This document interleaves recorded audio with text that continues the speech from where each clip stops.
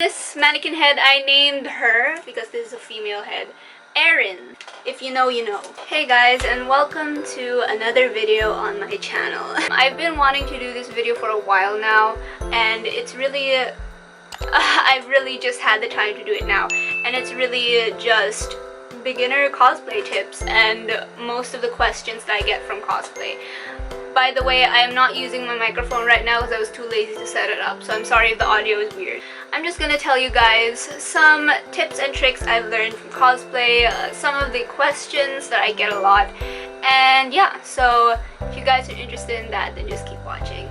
So, first of all, I'm going to talk about my profile, like my profile in cosplay, because I feel like it's necessary for you guys to know my experience before I give advice. I started wearing costumes when I was like 5 years old or 6 years old.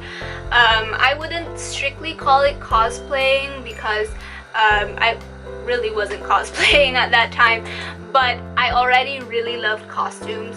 I remember always asking for a costume for my birthday or for Christmas from my parents, and I would get like Snow White, Aurora, a lot of Disney princess costumes, and then it eventually delved into Barbie. I remember getting a Barbie costume. I remember getting a Hannah wig. That was my first wig, by the way. I didn't know how to take care of a wig, so it's gone now. I also got a couple Wonder Woman, and I even got a Darna costume. So yeah, I would always ask for costumes. I really just asked for Disney princesses like Snow White and Aurora, but then some of my relatives and my mom's friends realized that I really loved wearing costumes. So for my birthday and for Christmas, they would send me costumes from different shows. Sometimes I wouldn't even know the show, but I would be so happy just because I had a costume.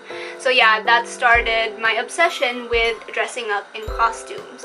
With this desire to really just dress up and have cosplays, or rather costumes, I already from an early age, I guess it's early, I'm not sure, from that age I started to figure out what was a good costume and what was a bad costume. So obviously my first costume, which was a Snow White Toys R Us bought dress, I didn't really care, I was just really happy with it.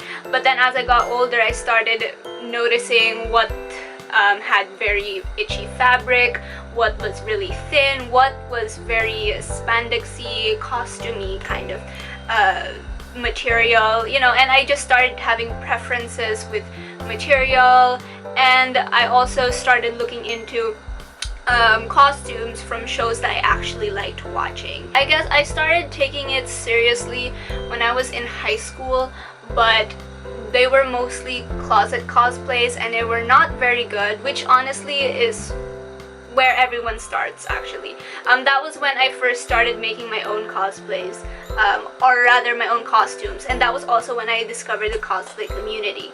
And then when I got to university was when I made my first legit cosplay, like I actually went to school events, and that was Harley Quinn from Suicide Squad.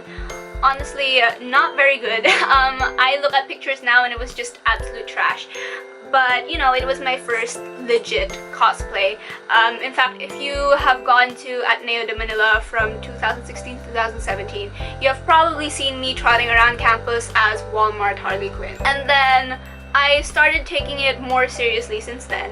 And starting last year, actually, when I first got my job as a flight attendant, I told myself that I could finally cosplay like legit, because I would have my own money to spend on materials, and I wouldn't have to like save up and like constantly have to cut budgets just to cosplay. But then the coronavirus pandemic happened. Now I've been cosplaying, if you can say like legit cosplay. I actually consider myself a cosplayer for around 2 years, like only 2 years. But if you count that time when I was younger, when I started when I was 5 years old, that would have been around 2006 or 2005. So it's been a while. Obviously, I don't consider my younger years as a cosplay kind of thing, but it did add to experience and personal preferences when it comes to cosplays and costume pieces. So I guess it counts for something. Now that I've gotten that out of the way and you guys know my profile, my cosplay profile, I will start telling you guys like my tips and tricks, what I've learned through the years when it comes to cosplay. So I will start from the top, literally the top, and let's talk about wigs or your hair. One tip I have for you guys, if you are trying to save on money, try cosplaying a character that has a similar hairstyle or hair color to you.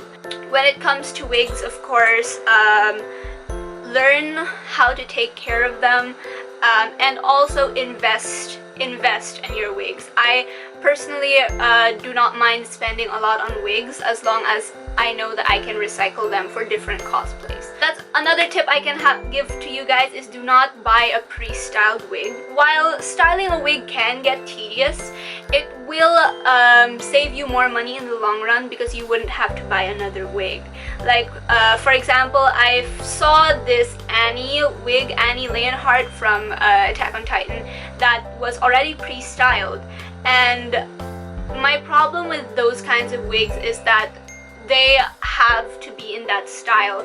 So if you say want to cosplay Misa Amane from Death Note, and you figure, oh, I have a blonde wig, I can use it for Misa, you're going to have to put that bun like that the pre-styled wig comes in, like you're going to have to take it out. You don't know what the wig styler or the wig creators did, wig makers did, to keep that wig in that position. So most likely, if you remove the bun, it will be in a weird position and it will not be usable for any other character other than Annie. So it's best, of course, to just buy a wig that's just in a plain color, the length you need, the color you need, and style it yourself. It will be a lot easier and it will save you a lot more money. I am not opposed to purchasing a pre-styled wig. That is if the wig or the hairstyle that your character is going to be in is too tedious for you to do.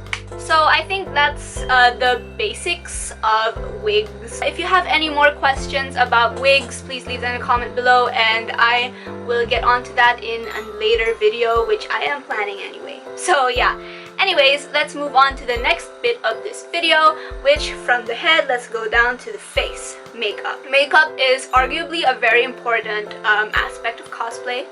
So obviously I'm made up right now, but you don't necessarily have to wear makeup for cosplays.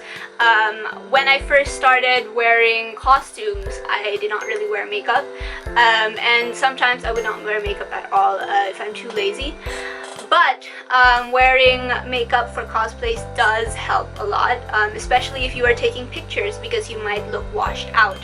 And aside from that, I don't know what it is with wigs, but wigs just really soften your features a bit more. So this makeup is actually like really harsh, I feel, but when I put on this wig, it looks really natural. So wearing no makeup with a wig might kind of wash out your face, kind of like drown out your face. I always believe that good makeup starts with good skin, which is a lot of people actually recommend that. So definitely invest in skincare. Here's another tip I can give for beginner cosplayers. Like some people ask like, oh, I want to cosplay this character but I'm not the right race, or I'm too tall, or I'm too like big, whatever.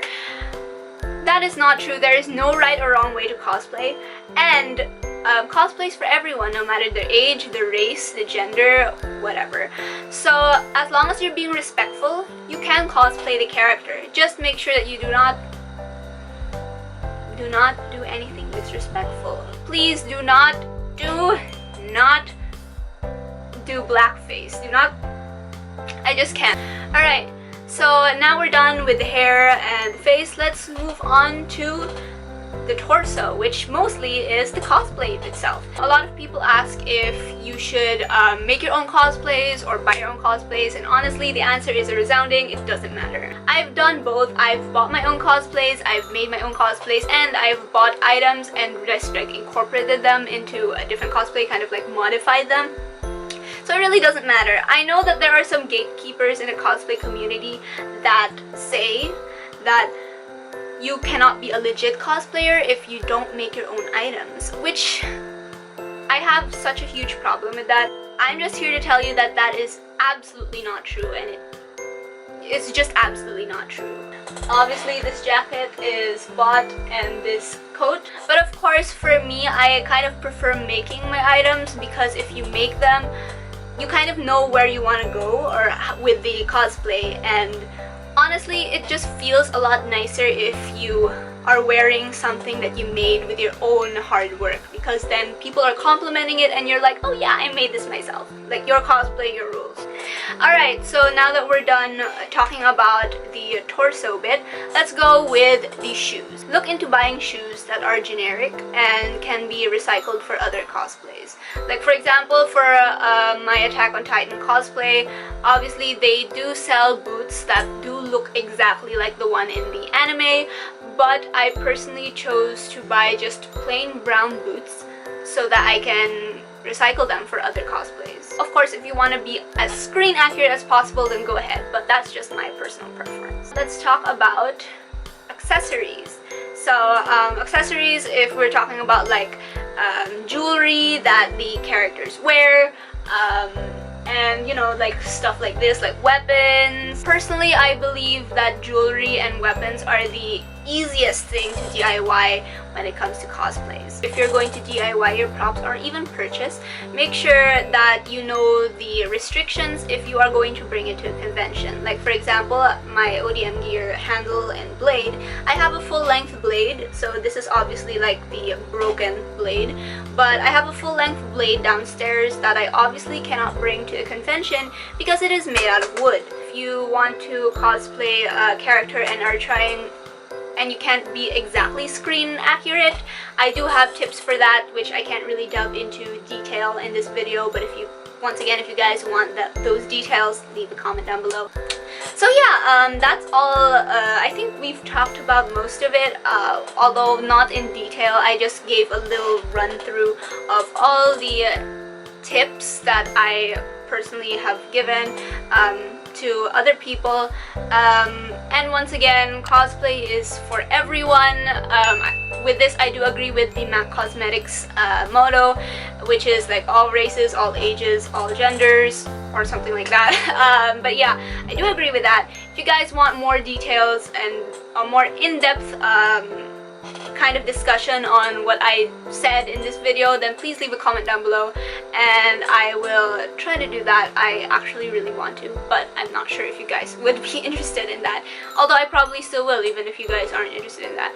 But I'm kind of hungry. Thank you guys so much for watching this video, so I will see you guys in my next video probably. Bye!